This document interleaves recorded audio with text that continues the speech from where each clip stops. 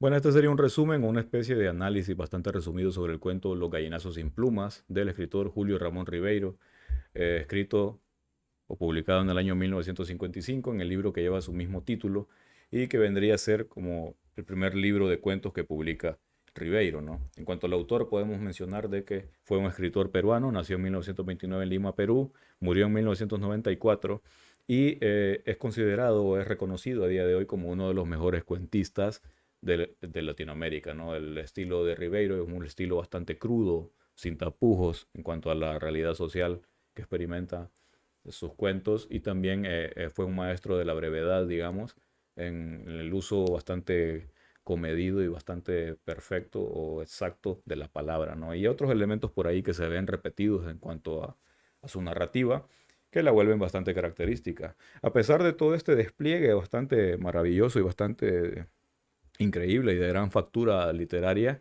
también hay que decir de que Ribeiro es considerado como otro de los olvidados del boom, otro más que se une a una larga lista de autores que a pesar de ser muy buenos, no fueron considerados como parte del boom latinoamericano, ese fenómeno literario que llevó a las letras latinoamericanas alrededor del mundo, ¿no? Y que revolucionó, digamos, la literatura internacional universal.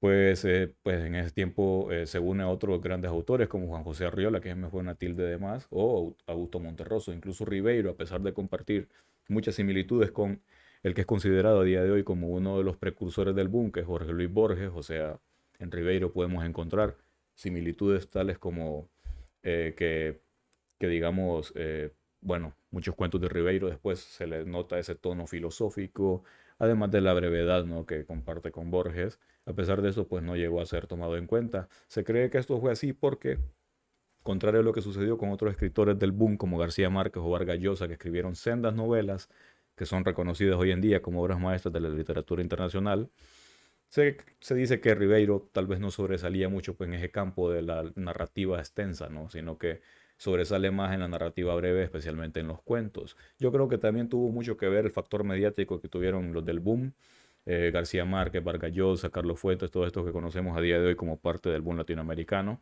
y que tuvieron una gran repercusión mediática, publicitaria, etcétera, ¿no? De parte de las casas editoriales, en fin, esto pues obviamente tiene sentido a la hora de que vemos de que otros fueron relegados o dejados un poco a la saga, como Arriola, Monterroso o el propio Ribeiro.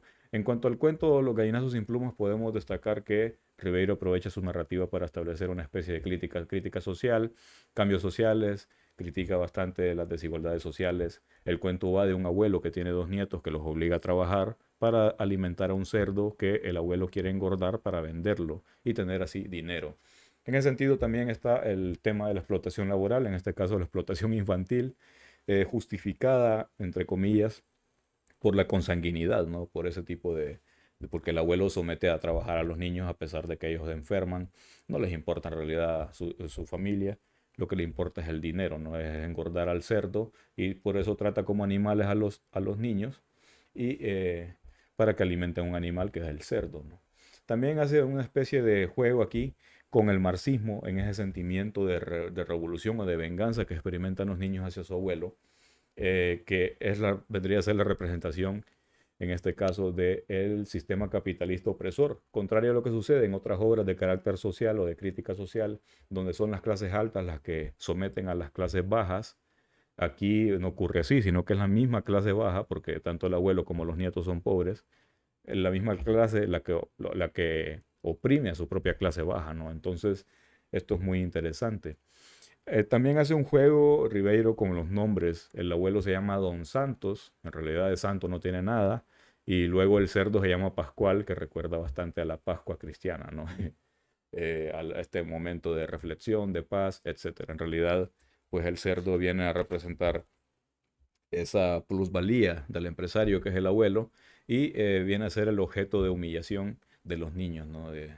Y pues en sí el cuento es una deriva inútil del capitalismo. Podemos ver aquí el impacto que tiene la ciudad con estas notas, con esta cita, por ejemplo, a las 6 de la mañana la ciudad se levanta de puntillas y comienza a dar sus primeros pasos. La ciudad viene a ser acá personificada. Hay una especie de prosopopeya donde la ciudad se levanta, camina, da sus pasos, ¿no? Esto viene a, digamos, a representar en sí a un colectivo, si se quiere, a la masa de personas que se levantan en la ciudad, una ciudad de los años 50 que va experimentando. Lima experimenta muchos cambios sociales en los años 50, una explosión poblacional, etcétera. Y de hecho el cuento termina con otra prosopopeya. Cuando abrieron el portón de la calle se dieron cuenta que la hora celeste había terminado y que la ciudad despierta y viva abría entre ellos su gigantesca mandíbula. Un cuento magnífico, un final abierto que deja mucho que pensar. Y muchas gracias por haberme escuchado hasta aquí. Vamos a ver cómo publico el video que sí me costó mucho grabar. Así que nos vemos en otra.